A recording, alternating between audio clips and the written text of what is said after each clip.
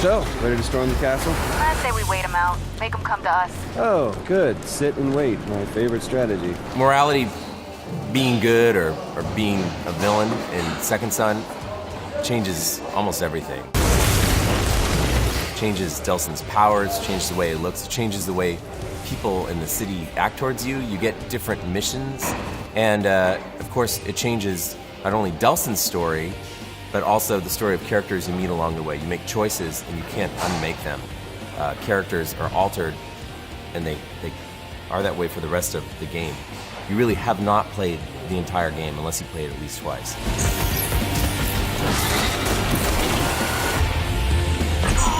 You can start the game as a bad guy, like most people do. You know, they just want to get in and mess things up.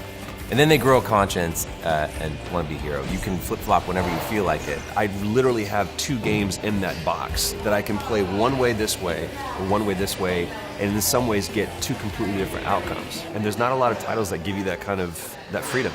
If you do flip-flop halfway through the game, you'll miss out on a lot of content. But that's kind of the point, you know? We can't give you a choice that has no kind of sense of loss to it. That's what makes it an interesting choice.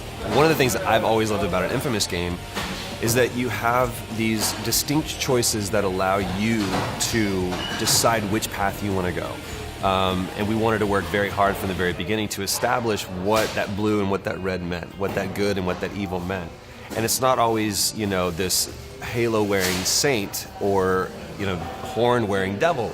There's this great gray line in the middle that we get to redefine what good and evil means, and sometimes that means being selfish or being selfless. Well, if you choose to be a villain, your attacks become more kind of just devastating and sloppy in their damage.